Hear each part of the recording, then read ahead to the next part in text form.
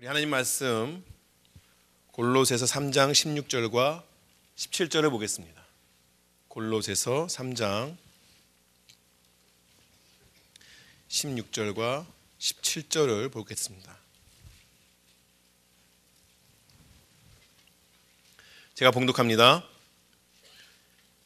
그리스도의 말씀이 너희 속에 풍성히 거하여 모든 지혜로 피차 가르치며 권면하고 시와 찬송과 신령한 노래를 부르며 감사하는 마음으로 마음으로 하나님을 찬양하고 또 무엇을 하든지 말에나 일에나 다 예수의 이름으로 하고 그를 힘입어 하나님 아버지께 감사하라.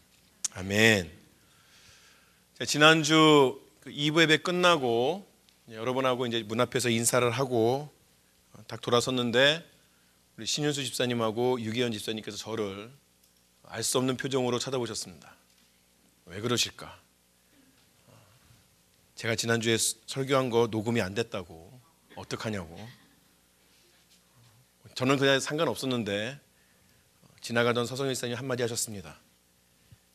이 목사님 설교 몇 번 하지도 않으신데.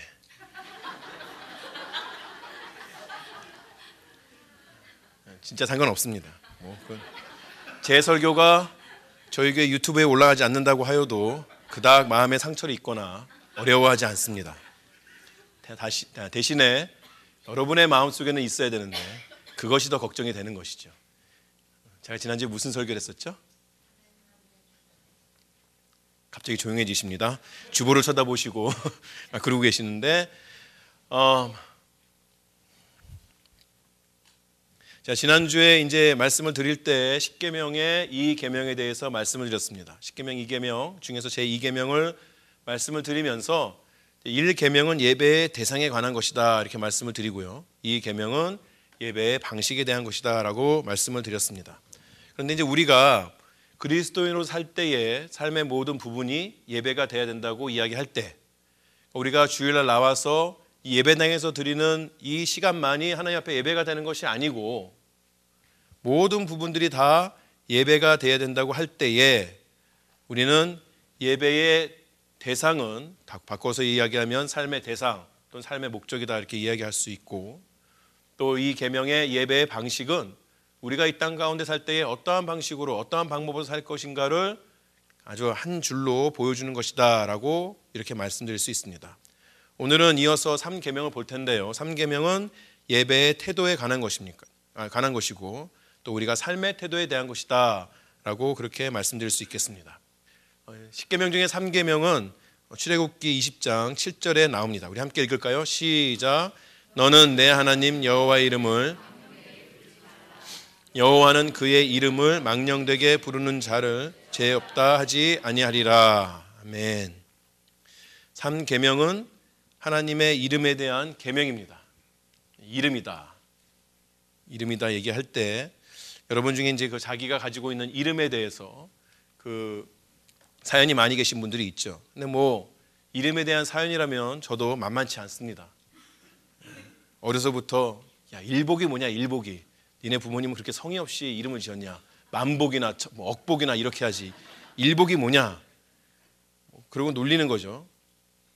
뭐 좀 컸더니 야 너는 일복이 많으니까 이 일도 그냥 네가 해라. 원래 일복 많은 애가 해야 돼. 뭐 이러면서 일을 막 던져주고 그랬습니다. 하도 당해서 이제는 그닥 뭐 이렇게 마음이 상하거나 그러지도 않습니다. 이름에 대한 저의 사연은 저에게서 끝나지 않습니다. 저희 아버지 함자가 완전한 완자에 구할 구자를 쓰십니다.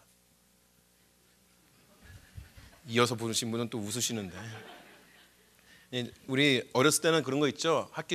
학년 초 되면 이제 부모님이 부모님이라 뭐죠? 선생님이 적어오라는 것들이 많잖아요. 왜 우리 아버지가 학력이 얼마인지 그렇게 알고 싶어 하셨는지 저희 집에서 그렇게 소상히 알고 싶어 하는지 모르지만 적어가면 옆에 있는 친구들이 보면서 막 놀립니다.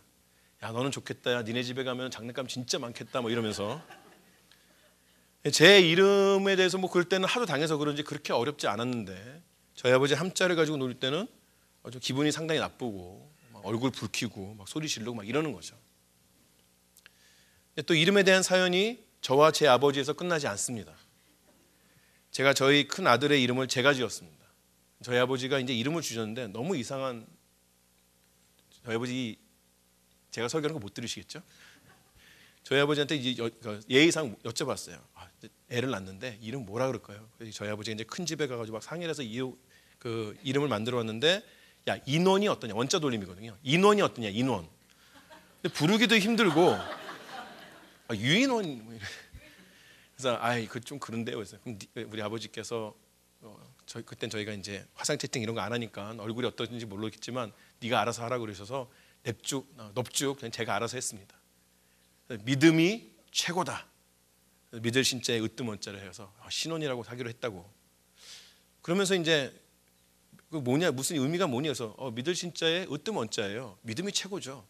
저희 아버지께서 말씀하실 때 다 좋은데 원자가 우리가 으뜸 원자 안 쓰고 뭘 원자 쓴다고. 믿음이 뭔가? 근데 그 이름의 원자였을 때 널리 펴지다 그런 뜻이래요. 다행이죠. 이미 다 호적에도 올리고 그랬는데 나중에 물어봤거든요. 이름에 대한 그런 이야기들이 있습니다. 이름에 대해서 항상 우리가 중요하게 생각을 하지요. 우리나라뿐만 아니라 어느 사회나 어느 민족이나 이름은 다 중요한 그런 존재입니다. 왜냐하면 이름이라는 것이 그 사람이 어떤 사람인지를 나타내 보여주는 것이죠. 우리가 이제 성경 말씀을 우리가 이제 살다 보면 영어에서 스미스라는 라스트 네임 가진 사람이 있습니다. 어떤 사람이죠? 조상이 옛날에 대장장이었거나 그런 거죠. 어렸을 때 제가 알던 팝송 그룹이 있는데 카펜터스. 조상들이 다 목수였던 것이죠. 웃을 게 아니라 진짜 그랬다 그러죠. 제가 뭐 그 시대 안 살아봐서 모르겠지만, 또 어떤 분들은 또 자신의 가문에 대해서 말하는 그런 사람들도 있습니다. 궁궐 근처에 가보지도 않았는데 자기는 전주이시라고 말하는 게 뭡니까? 난 뼈대 있는 집안이다. 우리 조상들은 어떠한 그런 모습으로 살았다. 뭐 이런 이야기들이죠. 자기의 가문이라든가 자기의 이름을 나타낼 때에 자신의 출신이나 자신이 자란 배경들을 이해하기 쉽습니다. 인도 사람들은 계급이 있는데 라스트 네임이, 성이, 자기의 그 패밀리 네임이 자기의 그 계급을 나타낸다, 그렇게 이야기도 하죠. 그런 것들을 보면서 자기가 어떤 사람인지를, 존재를 나타내는 것이 이름이기도 합니다. 성경에서도 마찬가지입니다. 구약 성경에는 이름이라는 단어가 한 770번 정도 나온다고 그렇게 이야기합니다. 그만큼 하나님께서도 이름을 되게 중요하게 생각했다는 그런 의미입니다. 하나님께서 인간을 만드시고 그 첫 사람의 이름을 아담이다 그렇게 지으셨습니다. 흙에서부터 왔다는 이야기입니다.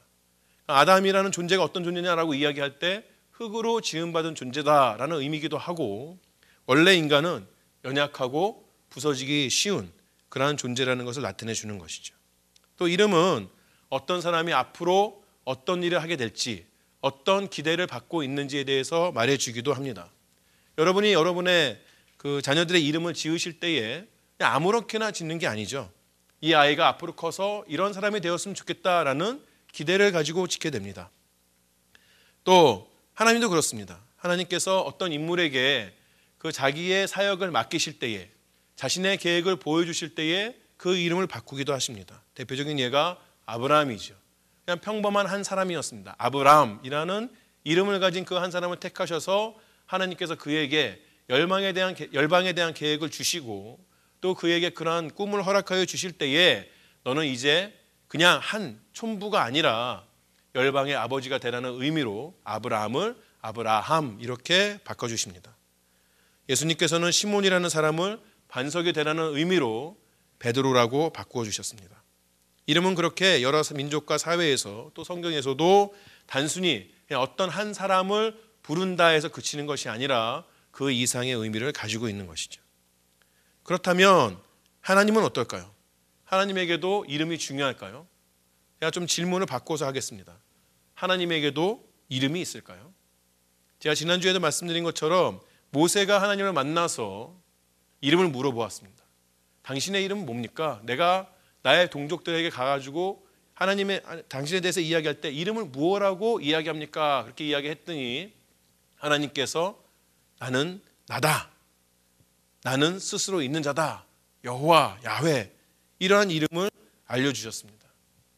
인간의 어떤 언어로도 하나님을 표현할 수 없기 때문에 그런 것이죠. 그런데 어떤 사람들은 이걸 이름이 아니랍니다. 저게 무슨 이름입니까? 이름이 없는 거 아닙니까? 어떠한 걸로도 표현할 수 없기 때문에 하나님께서 이름을 주지 않으신 거 아닙니까? 그렇게 이야기합니다. 야곱이 야복강가에서 하나님과 씨름한 이후에 하나님께서 야곱이라는 이름을 이스라엘이라고 바꿔주십니다.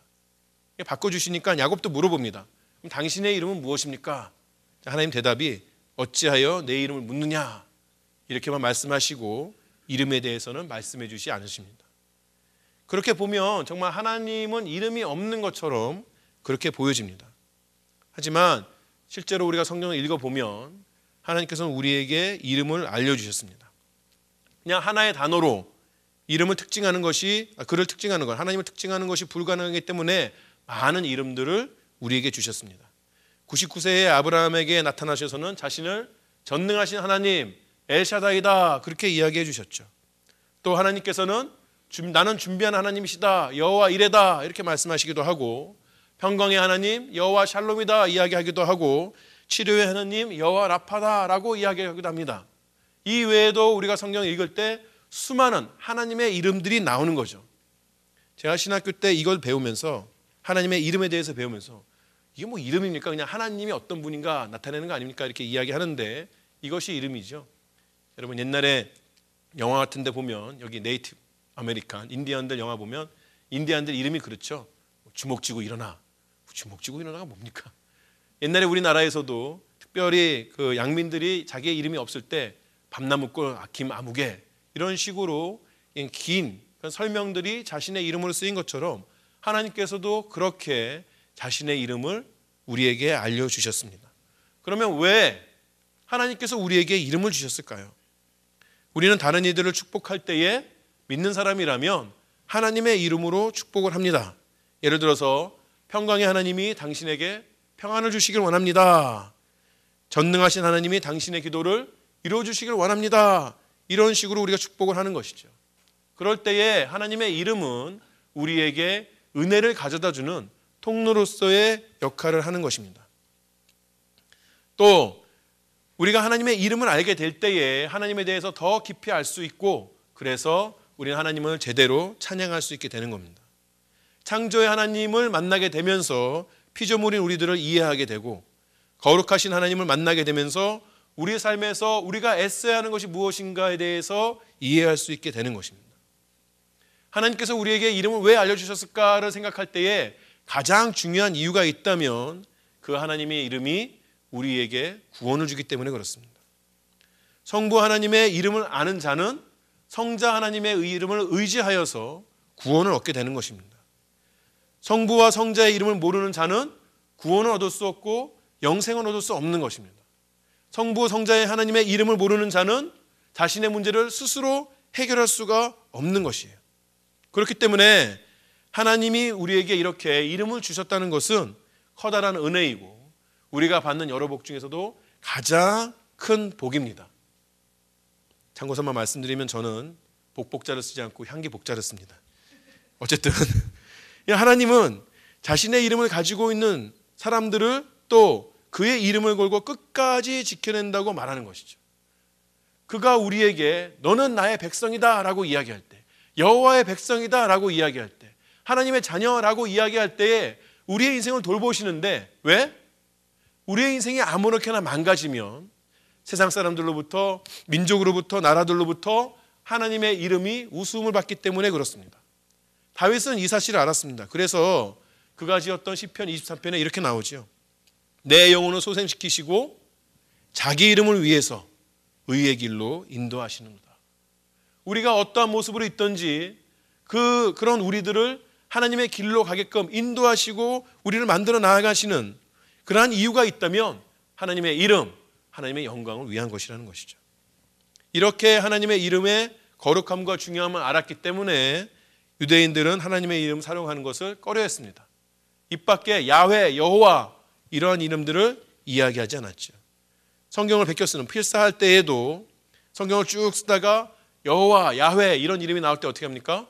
자리에서 벌떡 일어나서 쓰던 붓을 던져버리고 목욕제기하고 새 붓을 가져다가 여호와, 한 장에 여호와 10번 나오면 어떡하죠?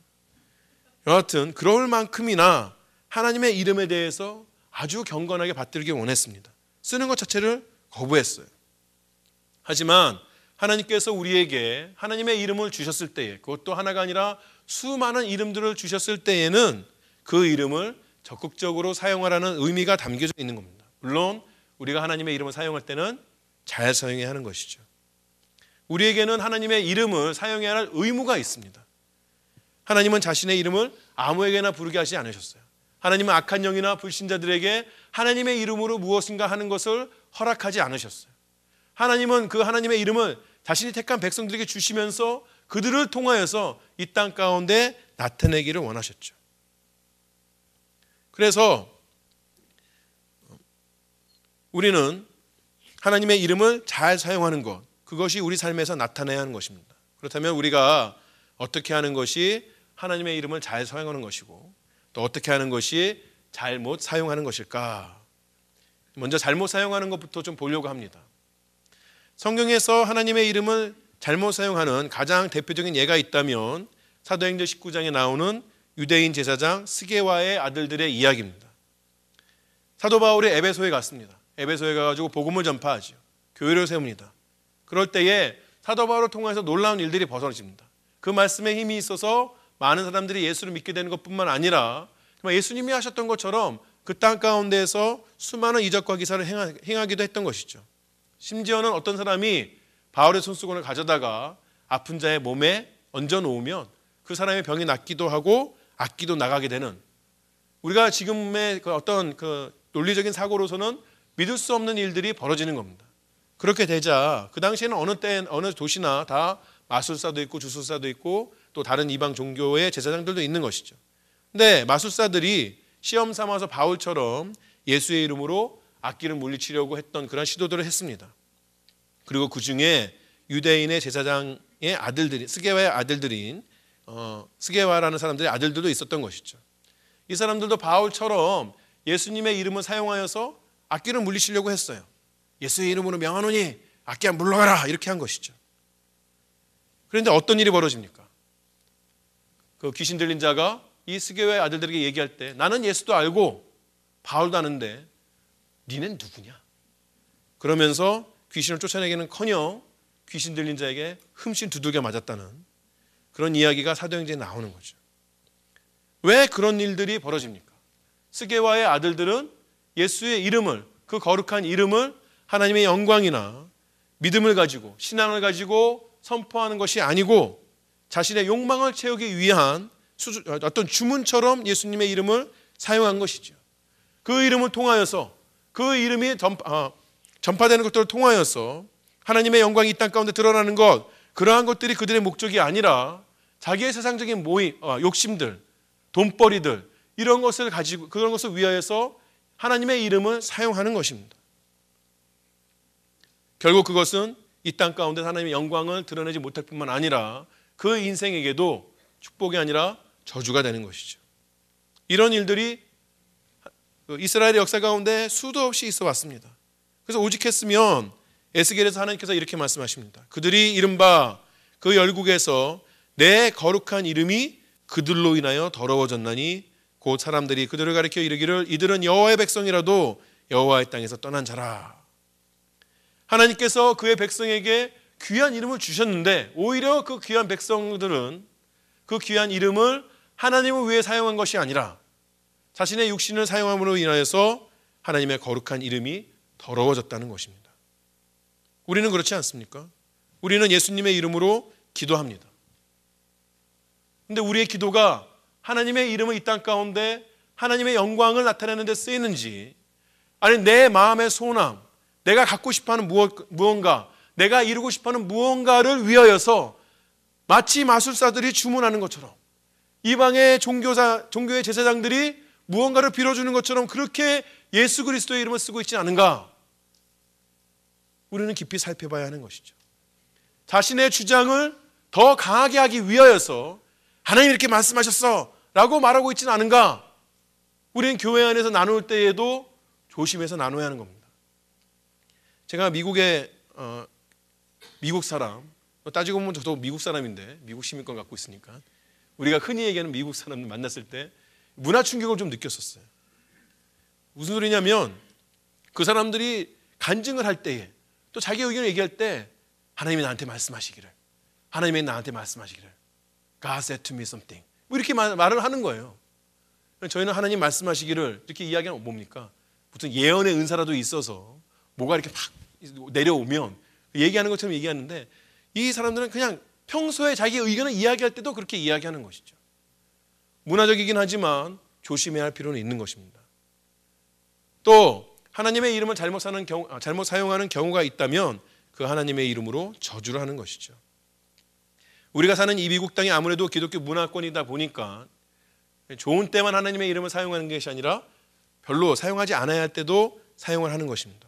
욕이나 저주를 할 때에도 하나님의 이름을 사용하는 것이에요. 레위기 24장에도 그런 이야기가 나옵니다. 한 사람이 다른 그 이스라엘 유대인과 싸울 때에 그를 욕하면서 하나님의 이름을 사용하죠. 그럴 때 모세가 어떻게 이야기합니까? 그를 돌로 쳐 죽이라고 이렇게 이야기합니다. 그저 한번 하나님 이름 얘기했을 뿐인데요. 그저 한번 하나님을 사용했을 뿐인데요. 지금도 웬만한 사람 다 그렇게 욕 좀 한다 그러면 하나님이 들먹거리니까, 아니 뭐 그런 거죠. 세대가 그러니까. 아니요. 우리가 생각하는 것보다 훨씬 더 하나님은 자신의 이름에 대해서 열심히 있으며 자신의 이름을 소중하게 생각합니다. 또 하나님에 대한 아무런 감각이나 인식 없이 단순히 자기의 감정을 나타내기 위하여서 하나님의 이름을 쓰는 것도 역시 하나님의 이름을 잘못 사용하는 겁니다. 우리가 잘 저지르는 그 단순한 예가 뭐죠? 오마이갓. 여러분 그 이름, 그런 이야기 오마이갓 할 때마다 하나님의 임재가 충만해서 성령께서 주시는 마음으로 오마이갓 그러나요? 오마이갓 발음도 또박또박 하지도 않죠. 그냥 막 오마이갓. 내 감정 하나 나타나는데 하나님의 거룩한 이름을 사용하는 겁니다. 어떤 사람도 그래요. 목사님, 제가 얼마나 하나님 중심적이면, 제가 얼마나 친밀하면 그런 그냥 단순한 감정을 나타낼 때도 하나님 이름 들어가면서 그렇게 얘기하겠습니까? 하나님은 그런 방법으로 여러분과 친하고 싶어하는 마음이 전혀 없으시다는 거 이해하시고, 이제 입에 배서 좀 고치기 힘들다 하여도 계속해서 좀 인식하시면서 웬만하면이 아니라 그런 어법들, 그런 표현들은 안 쓰시면 좋겠습니다. 우리는 하나님의 이름을 정말 사용해야 할 때 잘 사용해야 합니다. 그러면 어떻게 사용하는 것이 하나님의 이름을 잘 사용하는 것이냐? 하나님의 이름을 잘 사용하기 위해서 가장 먼저 해야 할 일이 있는데, 그거는 하나님의 이름을 통하여서 그분의 성품을 잘 아는 겁니다. 더 나아가서 하나님의 이름은 하나님께서 우리에게 어떠한 일을 해주셨는가를 나타내는 경우가 많은데, 이를 잘 알아야 하나님 앞에 진심으로 감사하며 마음을 내려놓을 수가 있는 것이에요. 그런데 우리는 어디에서 그런 하나님의 이름을 알고 성품을 알고 또 그가 우리에게 해주신 일을 알 수 있습니까? 그것은 오직 우리에게 주신 성경뿐입니다. 그래서 저는 오늘 하나님의 이름을 거룩하게 사용하는 것은 성경 중심적인 삶을 살아야 한다, 그렇게 말씀드릴 수 있겠어요. 성경은 하나님께서 우리에게 자신을 나타내 주신 가장 기본적이고 표준적인 문서입니다. 모세가 성경을 기록한 그 순간부터 이 땅에 수많은 하나님의 기적과 이사들이 일어났었어요. 수많은 선지자들이 오고 갔고, 신약시대에 와서 수많은 제자들이 하나님의 이름을 전파하여 왔습니다. 그런데 그 모든 일들의 기준은 우리가 손에 들고 있는 성경 말씀이었어요. 그리고 이 말씀보다도 더 인간의 마음에 하나님에 대한 깊은 감회와 올바른 지식을 전해준 것은 아무것도 없습니다. 구약시대의 이스라엘 백성이 죄를 떠나서 하나님 앞에 돌아올 때, 신약시대의 교회에 큰 부흥들이 일어나게 될 때에, 그때 항상 중심에는 하나님 말씀의 선포가 있었어요. 하나님 말씀의 선포가 없이, 올바른 하나님의 말씀의 전달이 없이 하나님의 역사가 일어나는 것은 아니라는 것이에요. 지금도 마찬가지입니다. 우리가 사는 이 세상에 교회 안팎에서 전파되는 수많은 메시지, 가르침들이 있죠. 그리고 이 땅에서도 여전히 하나님의 신비스러운 이적과 기사들이 일어나게 됩니다. 그러나 그 모든 것들을 우리가 바라볼 때에 손에 들고 있는 귀한 하나님의 말씀, 이 하나님의 말씀에 비추어서 우리가 그것이 옳고 그른 것인지, 진정으로 하나님에게서 나온 것인지 아닌지를 판단할 수 있어야 돼요. 아무리 신령해 보인다 할지라도 그러나 성경의 말씀이 말하고 있는 것이 아니라면 그러면 우리는 그것에 대해서 멀리해야 하는 것이죠. 하나님 말씀만이 우리 인생의 어떤 순간에라도 기준이 되는 것입니다. 그렇기 때문에 하나님 말씀을 잘 상하기 위해서 성경을 통해 그분의 이름을 제대로 아는 것이 우리 신앙의 첫걸음입니다. 두 번째로 하나님의 이름을 잘 사용하는 것은 그의 이름을 전파하는 것입니다. 하나님께서 우리의 하나님이라고 불리는 것을 부끄러워하지 않았어요. 우리가 연약합니다. 죄를 짓습니다. 잘못을 하기도 합니다. 그러나 하나님께서는 단 한순간에도 우리의 하나님이라고 말씀하시는 것, 나는 너의 하나님이다라고 말씀하시는 것을 부끄러워하지 않았어요. 당당하게 말씀하시는 것이죠. 그리고 그분의 이름을 우리에게 맡겨주셨어요. 우리에게 사용하게끔 하여 주셨어요. 하나님께서는 저에게 말씀하실 때에 이일복의 하나님, 여호와의 하나님이라고 불리는 것을 부끄러워하지 않으셨어요. 이일복의 인생을 돌보시는 전능의 하나님 엘사다이, 이일복의 모든 것을 준비하시는 여호와 이레, 이 죄악된 세상 가운데서 이일복을 일으키시고 승리하게 하신 여호와 니시, 그렇게 불리는 것들을 부끄러워하지 않으셨어요. 강단에서 너무 제 이름만 부르니까 마음에 억울함이 드시는 분들은 끝나고 집에 가서 연습하시면 됩니다. 집에 가서 해보세요. 아니, 집으로 돌아가는 차는 너무 멀 수도 있나요? 우리 전도회도 해야 되고 밥도 먹어야 되고. 안 되면 오늘 전도회라 서로에게도 해보세요. 당신의 하나님은 누구의 하나님입니다. 당신의 하나님은 전능하신 하나님입니다. 당신의 하나님은 모든 것을 이루신 하나님입니다. 그렇게 부르는 거 부끄러워하신 하나님이 아니시라는 거예요. 이것이 얼마나 우리에게 주어진 큰 은혜이며 위로이고 얼마나 우리에게 주어진 강력한 힘입니까? 우리는 이런 하나님의 이름을 부끄러워하지 말아야 됩니다. 우리는 이런 하나님의 이름을 세상에 전파할 수가 있어야 돼요. 더더군다나 예수의 이름은 우리가 영생을 얻을 수 있는 유일한 길입니다. 또한 우리는 이 이름을 통해서 하나님 앞에 기도함으로 하나님과 교제를 나눌 수 있는 것이에요. 이렇게 귀한 은혜가 주어지는데, 복이 주어지는데 어떻게 우리가 이 이름을 숨기며 부끄러워할 수 있겠습니까? 우리는 이 이름을 때를 얻든지 못 얻든지 전파할 수 있어야 하는 것이에요. 여러분, 믿지 않는 사람들을 교회로 데리고 오려고 할 때 우리가 할 말이 참 많이 있죠. 우리 교회는요 얼마나 좋은지 몰라요. 꽃도 피고 나무도 많고 푸른 잔디밭이 있고 애들 데리고 오면 뒤에서 놀아도 어디 뭐 다칠 것도 없고, 우리 교회는요 얼마나 좋은 분들이 많이 있는지 몰라요. 다 좋습니다. 그러나 무엇보다도 예수 그리스도의 이름을 자랑할 수가 있어야 돼요. 당신 인생에 제일 중요한 것이 무엇이냐라고 이야기할 때에 예수 그리스도의 이름이 중요합니다. 당신이 우리 교회에 올 때에 우리가 여러 가지를 줄 수 있지만 그 중에서 가장 값진 것이 있다면 우린 당신에게 예수 그리스도의 이름을 나눌 수 있습니다 라고 말할 수 있어야 하는 것이에요. 우리는 마지막으로 우리의 말과 행실을 그의 이름으로 함으로써 하나님께 영광을 돌려드려야 됩니다. 오늘 보았던 말씀을 다시 한번 볼게요. 제가 골로새서 3장 16절과 17절을 읽겠습니다. 그리스도의 말씀이 너희 속에 풍성히 거하여 모든 지혜로 피차 가르치며 권면하고 시와 찬송과 신령한 노래를 부르며 감사하는 마음으로 하나님을 찬양하고 또 무엇을 하든지 말에나 일에나 다 주 예수의 이름으로 하고 그를 힘입어 하나님 아버지께 감사하라. 성도는 무엇을 하든지 다 주 예수의 이름으로 해야 하는 것이에요. 다시 말해서 우리 입술의 말과 행하는 모든 행동은 예수님의 이름을 더럽힐 만한 것이 되어서는 안 되는 것입니다. 또한 우리의 말과 행동은 그분의 이름이 뜻하는 바를 이 세상에 나눠줄 수가 있어야 되는 것이에요. 우리가 말로만 우리 하나님은 사랑의 하나님이다 라고 말할 것이 아니라 우리가 사랑을 행함으로 인하여서 우리의 하나님이 사랑의 하나님인 것을 세상 사람들이 알 수 있도록 해야 하는 것이에요. 우리 하나님은 공의의 하나님이십니다 그렇게 말로만 할 것이 아니라 우리가 공의를 이 땅 가운데 행함으로 인하여서 우리가 믿는 하나님이 공의의 하나님인 것을 믿지 않는 자들, 하나님의 이름을 모르는 자들에게 알려줄 수가 있어야 하는 것이에요. 이것이 바로 하나님께 영광을 돌려드리는 삶의 모습인 것입니다. 그렇게 하기 위해서 가장 먼저 갖추어야 하는 것이 무엇입니까? 반복해서 말씀드리지만 오늘 3장 16절 맨 앞부분에 있는 것처럼 그리스도의 말씀이 우리 안에 풍성히 거해야 하는 것이에요. 우리가 신앙생활을 하다 보면, 제가 목사로 있다 보면 어떤 분들은 하나님에서 이야기할 때 전혀 하나님이 아닌 것들을 이야기하는 그런 경우가 있는 것을 볼 수 있어요. 그럼 그분은 어디에서부터 그 하나님의 모습을 갖고 온 걸까요?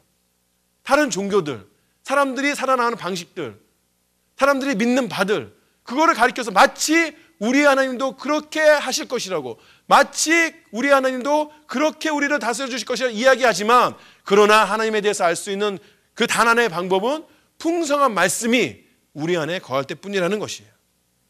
그 말씀을 멀리해서는 우리는 어느 순간에도 하나님의 영광을 위해서 살 수가 없는 것입니다. 그 말씀을 멀리해서는 세상의 사람들에게 우리 하나님에 대해서 알려줄 수가 없는 것이에요. 여러분, 십계명은 대부분 부정적인 표현으로 쓰여졌죠. 하지 말라 이런 말들이 많이 나옵니다. 그런데 우리가 십계명을 볼 때에 이런 부정적인 표현들을 긍정적이고 적극적으로 좀 바꾸어서 이야기해보는 것도 필요합니다. 그렇게 이야기한다면 오늘 본 3계명은 이렇게 이야기할 수 있습니다. 하나님의 이름을 경외하고 존경하는 마음으로 사용하라. 하나님의 이름을 어떻게? 경외하는 마음으로. 하나님의 그 귀하신 이름, 하나님 얼마나 그 이름에 대해서 마음을 두시며 열정을 가지고 계시며 그 이름이 얼마나 그 무게가 무거운지를 우리가 알면서 조심스럽게 사용해야 한다는 것이죠. 그리고 하나님을 존경하는 마음으로 사용해야 하는 것입니다. 그러나 어떻게? 소극적이 아니라 적극적으로 하나님의 이름을 사용할 수가 있어야 하는 것입니다. 사랑하는 세미한 성도 여러분, 저는 여러분이 성경 중심으로 그 성경 안에 있는 하나님의 이름을 사용하시며 사시기를 바랍니다. 그 말씀 안에서 하나님께서 우리에게 알려주신 하나님의 이름을 찾아내시기 바랍니다. 그리고 그 이름에 걸맞는 성도의 삶을 살아나가시기를 바랍니다. 여러분, 그러한 귀한 길을 우리가 걸어 나아갈 때에 어떤 일이 우리에게 발생합니까? 하나님께서 우리의 이름을 기억하신다는 것이에요. 하나님께서 여러분 각 사람의 이름을 기억하신다는 것입니다. 그리고 더 나아가서 하나님께서 그 이름을 하늘에 기록하여 주신다는 것이에요. 우리 인생의 목표가 무엇입니까? 하늘에 우리의 이름이 쓰이는 것이 우리의 인생의 목표입니다. 우리의 인생의 목표가 무엇입니까? 이 땅에 살면 모두 다 마치고 하늘나라에서 하나님을 만났을 때에 하나님 나의 이름을 불러주시면서 나를 안아주시는 그때를 기다리며 사는 것입니다. 그렇다면 하나님의 이름을 귀하게 쓸 뿐만 아니라 하나님께서 우리에게 주신 그 이름마저도, 그 삶마저도 이 땅 가운데서 하나님의 영광을 드러내게 살기 위해서 매 순간순간을 노력하며 또 그렇게 살기 위해서 우리의 부족한 점을 하나님께서 채워주시도록 기도하고 말씀을 붙잡고 모일 때마다 서로를 격려하며 그렇게 사는 삶이 반드시 우리에게 주어져야 하는 것입니다. 오늘부터 시작되는 이번 한 주간 동안 그렇게 하나님의 길을 걸어가며 그런 자들에게 주어주시는 하나님의 풍성한 복이 여러분 삶 가운데 넘치기를 주의 이름으로 축원합니다.